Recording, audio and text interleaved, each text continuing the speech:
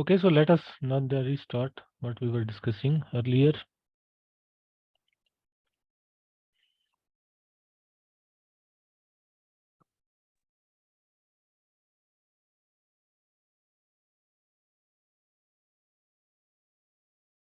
Okay, so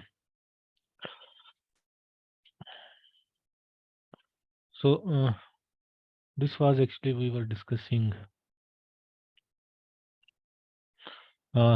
So we were actually, your monoid was M. M was isomorphic to M was we are saying that M be the monoid having presentation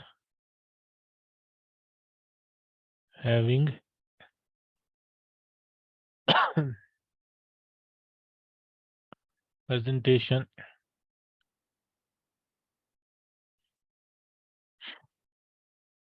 this one AB such that AB comma 1. Okay, so therefore M is actually isomorphic to this free monoid by its congruence rho sharp, where rho sharp is what this rho is actually this relation AB comma 1, AB comma 1.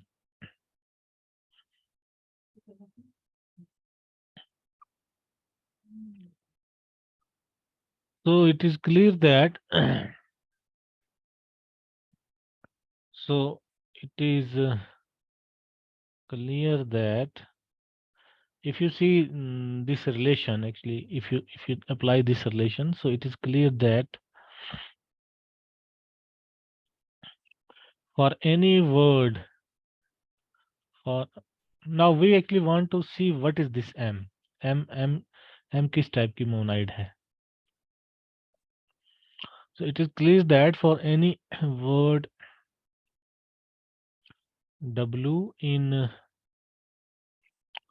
this free monoid AB star in which B follows A, in which B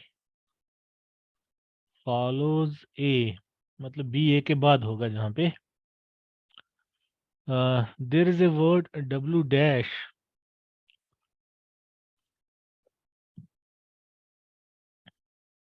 there is a word W dash in here AB star such that W and W dash they belong to row. मतलब क्या है कहने का कि मान लो आपके पास कोई word है, आपके पास कोई वर्ड है से जिसमें बी फॉलो करता है ए को. मान लो मैं ये लेता हूँ A B B B A B, है ना. तो यहाँ बी फॉलो कर रहा है ए को, यहाँ बी फॉलो कर रहा है को, बी फॉलो कर रहा है को. तो इस वर्ड को आप रिड्यूस कर सकते हैं ऐसे वर्ड के साथ. वर्ड जो डब्ल्यू डैश होगा, इसमें एक कंडीशन मैंने भूल गया लिखना, ये लेंथ इस डब्ल्यू डैश की जो लेंथ होगी वो लेस देन होगी डब्ल्यू की लेंथ से. ठीक है, मतलब क्या हुआ कि आप जहां जहां बी ए को फॉलो करेगा आप वर्ड की लेंथ को कम करते जाओगे by applying this relation. A B को आप नलीफाई कर दोगे, इस चीज को आप हटा दोगे, इसको रिप्लेस करोगे वन के साथ, है ना. क्योंकि अगर आप देखोगे तो ए बी आपका वन के बराबर है. ए बी की जो रो क्लास है, रो शार्प क्लास, वो सेम है वन की रो शार्प क्लास के साथ. वही यहाँ ये कह रहा है. जैसे ये ए बी है, ये वन से रिप्लेस हो जाएगा, ये ए बी वन से रिप्लेस हो जाएगा, ये ए बी भी क्या हो जाएगा वन से रिप्लेस. तो आपके पास सिर्फ यहाँ बी ही बचेगा. तो आप कह सकते हो जो आपका डब्ल्यू डैश है, मान लो आपका ये वर्ड डब्ल्यू है, तो जो वर्ड आपको W डैश मिला वो सिर्फ B है, सच दैट जो है W रो रिलेटेड है W डैश के साथ. This is what we are saying here.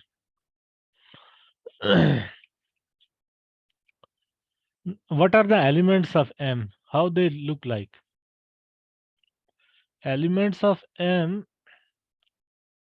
they are actually row classes, but which type of row classes of words? The elements of M are row classes of the type, इस type की row classes हैं आपकी b raise to power m a raise to power n type row classes हैं आपकी b raise to power m a raise to power n row,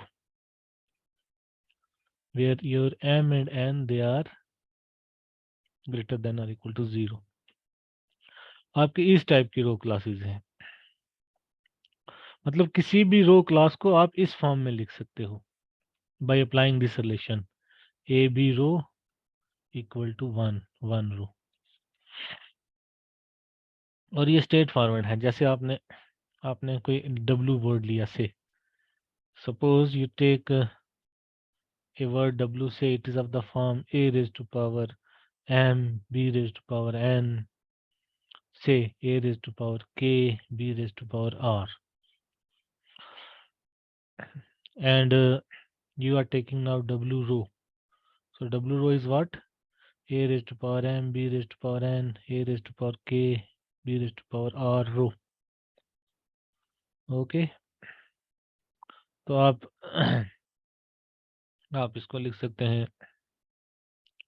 a raised to power m row b raised to power n row a raised to power k row b raised to power r row. ठीक है.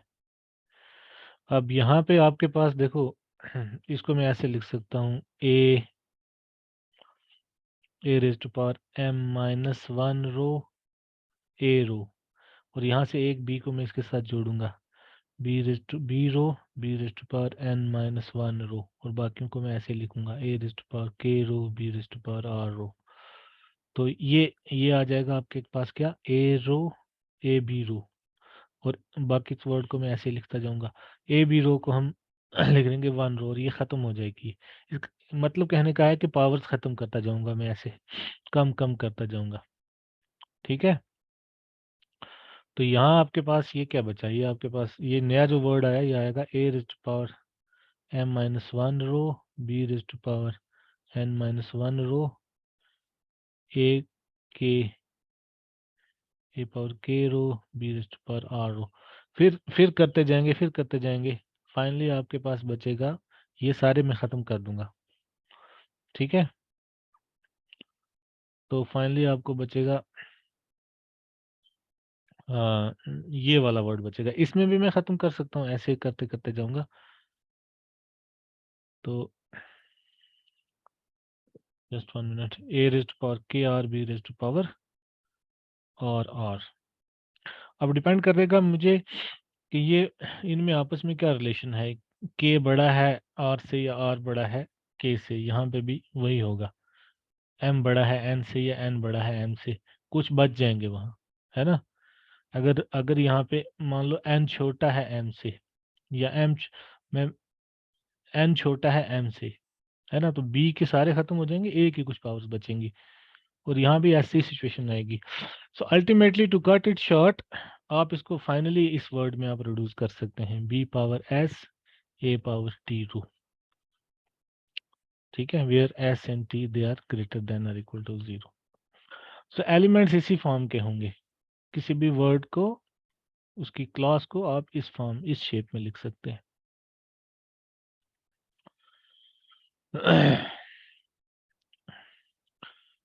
So one thing is clear, that elements of this monoid are of the form b raised to power n a power n rho.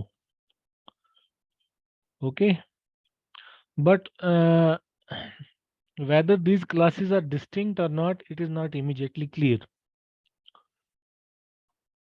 How will I show that this class is distinct. How will I show that this is not equal to, this is different from, say, b raised to power t, a raised to power s row?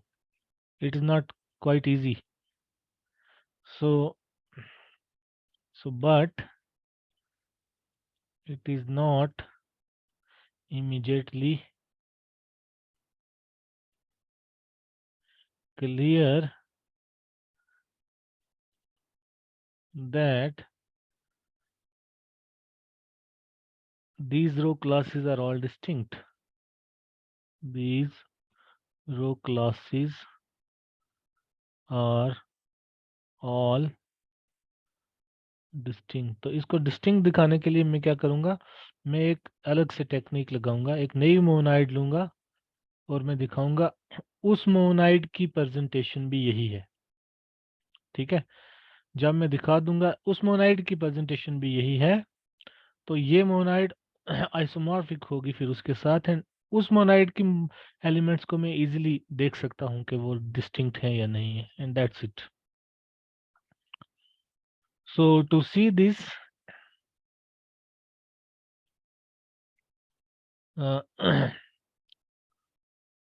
consider the monoid, consider the monoid Tn.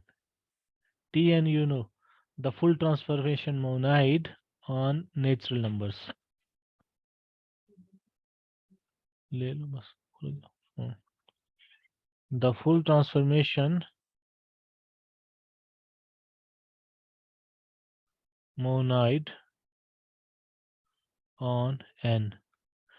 Let B be the submonoid of Tn generated by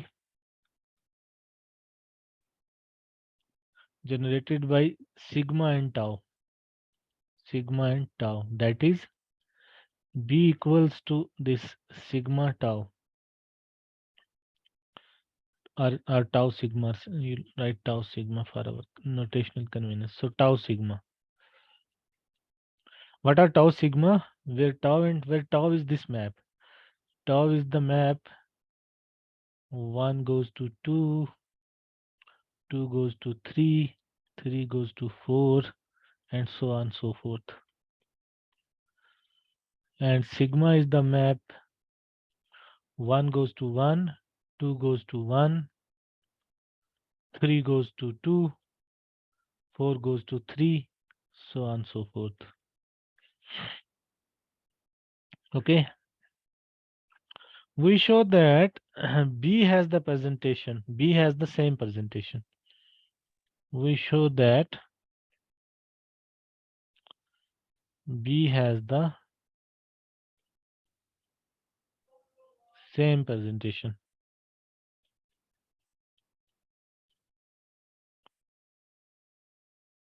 Okay, we show that B has the same presentation. Mean B is presented by this presentation. So for that, so B has the same presentation, mon AB such that AB comma 1. So for that, our step 1 is to define a mapping. So to define a mapping phi from AB to B.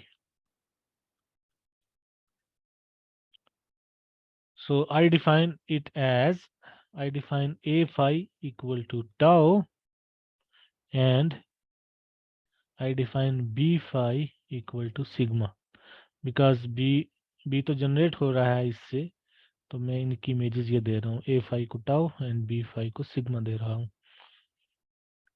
Okay, then अब मैं देखता हूँ defining relation satisfy होते हैं या नहीं होते हैं। तो मुझे लेना है ए बी, मुझे ये रिलेशन सेटिस्फाई होना चाहिए, ए बी फाइव स्टार मुझे आना चाहिए 1 5 स्टार के बराबर। तो ए बी फाइव स्टार में जब लूंगा five star is a homomorphism, so A five B five आ जाएगा, तो वो आ जाएगा tau sigma, tau sigma. And if you see the mappings, the definition of the mappings, tau sigma is nothing but identity on n. It's the identity mapping on n, and which is 1 5 star. ये identity mapping है, आप देख सकते हैं. जैसे यहाँ देखो, one one की इमेज जा रही है टू, और टू जा रहा है वन को, इसका मतलब वन वन को जा रहा है. ठीक है. टू यहाँ थ्री को जा रहा है, लेकिन यहाँ थ्री टू को जा रहा है, इसका मतलब टू टू को जा रहा है. थ्री थ्री यहाँ फोर को मैप हो रहा है, फोर थ्री को मैप हो रहा है, so four three is map to three. So इसी तरह आगे वाले एलिमेंट्स का भी यही सेम सेम सिचुएशन है. सो so so so this means B satisfies the defining relation with respect to phi. B satisfies the defining relation with respect to phi. First step is true. Now you have to identify a subset of this n, and this step 2. You take let n be the set a raised to power I. Oh no, you take b raised to power I, a raised to power j, b raised to power pi, a raised to power j. क्योंकि मैंने ये subset होगा ए star का, B raised to I j, they belong to n union 0. ठीक है. तो अभी जो मैंने ऊपर आपसे डिस्कस किया वो यही किया एक्चुअली, कि कोई भी वर्ड आपका जो है, आपको इस उसकी क्लास आप इसकी क्लास के बराबर आप दिखा सकते हो. So but what we discussed above, every word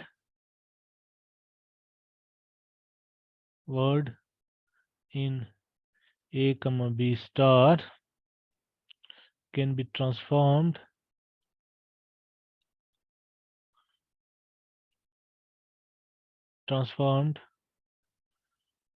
to 1 in n, by using the defining relations, by using the defining relations. Okay, so this is actually your step 2. Now finally the last step. Okay, and this should be injective. So finally step 3. So if you compute b raised to power I, a raised to power j phi star, so this is equal to b raised to power I phi star, a raised to power j phi star. Again it is same as b phi I, a phi power j, and this is nothing but sigma power I tau power j. Means you have this 1 goes to 1, 2 goes to 1, 3 goes to 2, 4 goes to 3, so on so forth. Power I means इसको आपने I bar compose करना है. Then 1 goes to 2, 2 goes to 3. Okay, 2 goes to 3, 3 goes to 4, 4 goes to 5, and so on j. ठीक है. लेकिन जब आप इसको I बार कंपोज करेंगे तो आपके पास क्या आएगा? 1 1 को जाएगा, 1 तो 1 को ही जाएगा, 2 भी 1 को जाएगा. इसी तरह चलते चलते आपका I प्लस 1 तक सारे 1 को जाएंगे. I प्लस 2 2 को जाएगा. ठीक है, इसी तरह i प्लस 3 3 को जाएगा and so on so fourth. So this is what इसके लिए क्या होगा, 1 सीधा j प्लस 1 को चला जाएगा, क्योंकि 1 यहाँ 2 को जा रहा है, तो 1 चला जाएगा j प्लस 1 को, 2 चला जाएगा j प्लस 2 को, 3 चला जाएगा j प्लस 3 को, ठीक है, 4 will go to j plus 4 and so on so forth। Okay, अब जब आप इन दोनों को कंपोज करेंगे, दिस कंपोज्ड विद दिस, 1 यहाँ 1 को जा रहा है लेकिन यहाँ j प्लस 1 को जा रहा है, तो 1 चला जाएगा j प्लस 1 को, 2 जाएगा j प्लस 2 को, इसी तरह करते करते i प्लस 1 भी जो है वो i प्लस नो 2 भी j प्लस 1 को जाएगा, है ना, क्योंकि 2 ये सारे 1 को जा रहे हैं और 1 j प्लस 1 को जा रहा है, तो 2 भी j प्लस 1 को जाएगा। i प्लस 1 तक सारे j प्लस 1 को मैप होंगे, i प्लस 1 तक सब की इमेज j प्लस 1 होगी, देन i प्लस 2 की इमेज j प्लस 2 होगी एंड सो ऑन, इसी तरह आगे फिर होंगी इमेजेस। सो ये आएगा आपका, हाँ ये मतलब इसकी इमेज आएगी ये वाली। तो वन वननेस के लिए मैं मानूंगा, suppose, so for one oneness suppose, suppose b power i a power j 5 star is same as b power say I dash a power j dash 5 star।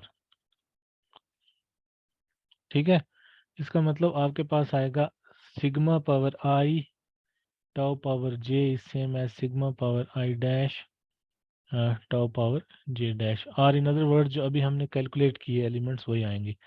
1 goes to j plus 1, 2 goes to j plus 1, so on I plus 1 j plus 1 I plus 2 j plus 2, sorry ये आगे images होंगी, so on and this is equal to 1 goes to j dash plus 1, 2 goes to j dash plus 2, so on I dash plus 1 goes to j dash plus 1, I dash plus 2 goes to j dash plus 2 and so on। ठीक है, अब ये दोनों same है, 1 की image j plus 1 है, 1 की image यहाँ j डैश प्लस 1 है, तो इसका मतलब सेम होने का मतलब है j plus 1 must be same as j dash plus 1, so this means j must be same as j dash. इसी तरह यहाँ अगर आप देखेंगे i प्लस 1 यहाँ सबसे लास्ट एलिमेंट है जिसकी इमेज j प्लस 1 है, यहाँ i डैश प्लस 1 सबसे लास्ट वाला एलिमेंट है जिसकी इमेज j डैश प्लस 1 है। अगर ये मैपिंग इक्वल है तो ये i डैश प्लस 1 फिर बराबर होना चाहिए i प्लस 1 के साथ, since i plus 1 respectively i dash plus 1 और maximum elements of the domain, मतलब इसके बाद कोई भी एलिमेंट नहीं है जिसकी इमेज j प्लस 1 है, और the maximum elements of the domain having image j plus 1 j dash plus 1 respectively and the mappings are equal, so this we must get that I plus 1 is same as I dash plus 1, so from here I get that I is same as I dash, so our map is 1 1, so if I is same as I dash, j is same as j dash, so what we get a raised to power I, b raised to power j is same as a raised to power I dash, b raised to power j dash, so 1 1ness is established। Okay.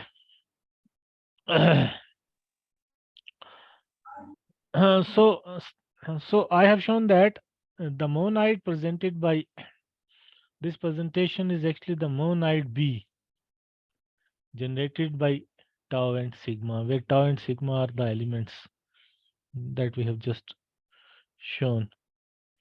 But still I am not sure that whether I am able to answer what I claim कि तो वो classes जो हैं वो distinct हैं या नहीं है, ये मुझे अभी तक भी पता नहीं चल रहा है। तो उसके लिए मैं क्या करूँगा, उसके लिए मैं जो है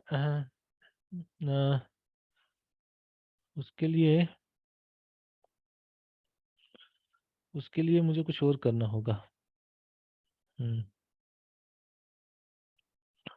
हाँ, अब यहाँ पे अगर दो दो क्लासेस का मैं, दो एलिमेंट्स का मैं प्रोडक्ट कैसे कर पाऊंगा, वो मुझे देखना है। नोटिस दैट सर सर आज इतना ही पढ़ेंगे सर। हाँ, बस मुझे ये ख़त्म करना है। अब मुझे कल इसको दोबारा तो नहीं ना शुरू करूंगा मैं। I will take just 5 minutes, 5 minutes I will take. Okay. Okay sir. हाँ, तो नोटिस दैट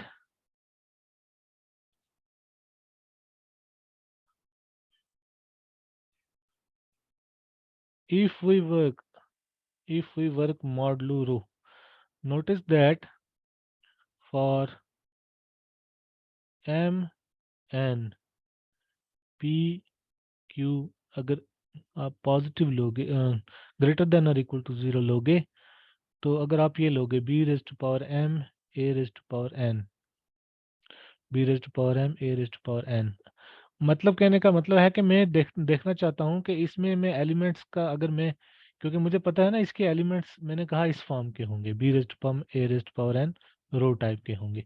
मान लो एक क्लास मेरे पास ये है, दूसरी क्लास है suppose B raise to power p a raise to power q।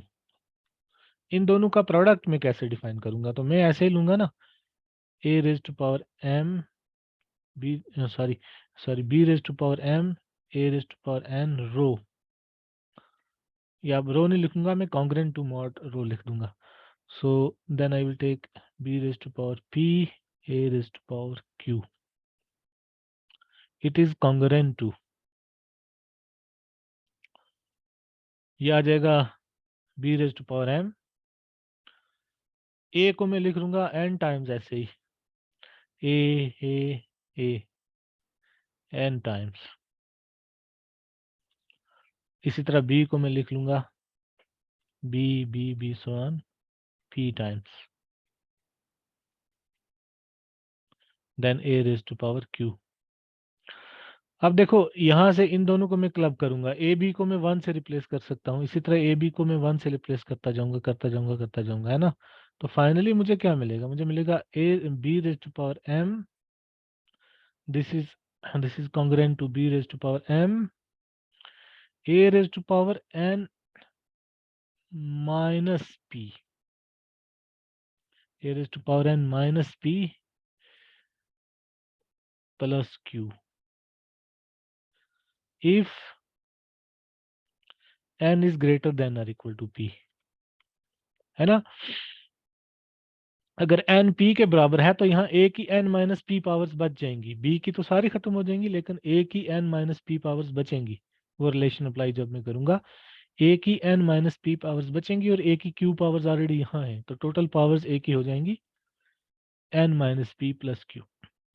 इसी तरह ये कंडीशन है अगर n जो है वो ग्रेटर देन और इक्वल टू p है, लेकिन अगर दूसरी तरफ अगर p जो है वो ग्रेटर देन और इक्वल टू n हो जाएगा, तो वो आ जाएगा also b raised to power m, similarly a raised to power n, b raised to power p, a raised to power q. This is congruent to b raised to power m minus n plus p a raised to power q, a raised to power q, if n is less than or equal to p। तो ये जो product है B raise to power M A raise to power N और B raise to power P A raise to power Q, basically ये आ जाएगा इसके बराबर अगर N greater than or equal to P होगा, और इसके बराबर अगर N less than or equal to P होगा। तो टू कट इट शॉर्ट, ये जो प्रोडक्ट होगा मेरा B raise to power M A raise to power N B raise to power P A raise to power Q A raise to power Q, इसको मैं लिखूंगा B raise to power M minus N plus T A raise to power Q minus T, sorry minus P plus t, where your t is what? T is actually maximum of these two, maximum of n comma p। ऐसे मैं product define करूंगा। मैं ऐसे क्यों कर रहा हूं कि अगर मैं ये मोनाइड ले लूंगा, suppose say T be the monoid, T be N zero cross N zero, ठीक है, ये मोनाइड। और इस मोनाइड पे मैं ऑपरेशन ऐसे डिफाइन करूंगा अब, एम एन पी क्यू, इनका प्रोडक्ट मैं ऐसे डिफाइन करता हूं। मैं डिफाइन करूंगा इसको m minus N plus T comma comma q minus P plus T, q minus P plus T, where t is equal to maximum of n and p। ठीक है, अब देखो इस प्रोडक्ट में और इस प्रोडक्ट में रिजेम्बलेंस है। अगर आप if you notice this product that I have defined for this monoid n union 0 cross n union 0 with this binary operation, ये मोनाइड बनाएगी। आपको ये वेरीफाई करना है कि ये मोनाइड बनाएगी। इस मोनाइड को हम कहते हैं by cyclic monoid, by cyclic monoid. ठीक है, तो ये प्रोडक्ट और आपकी जो ओरिजिनल मोनाइड है जिसकी हमने प्रेजेंटेशन अभी निकाली, इन दोनों के प्रोडक्ट में आपस में रिजेम्बलेंस है। प्रोडक्ट इनफैक्ट सेम है। यहाँ पावर्स में जो इनकी पावर्स पे, इनकी पावर्स देखो आप, ये सेम है यहाँ पे, जो ये है ये चीज है। सो फाइनली मैं ये कह रहा हूँ कि जो आपकी मोनाइड जो बी थी वो आइसोमॉर्फिक है इस टी के, जो बाईसाइक्लिक मोनाइड है, बाईसाइक्लिक मोनाइड।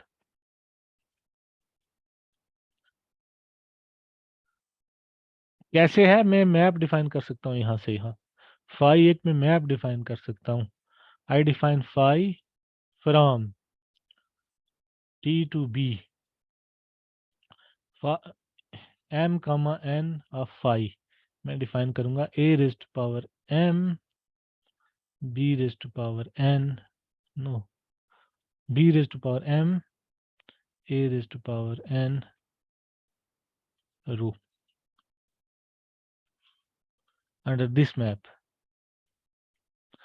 सॉरी, इसको आप लिखो B raise to power M A raise to power N,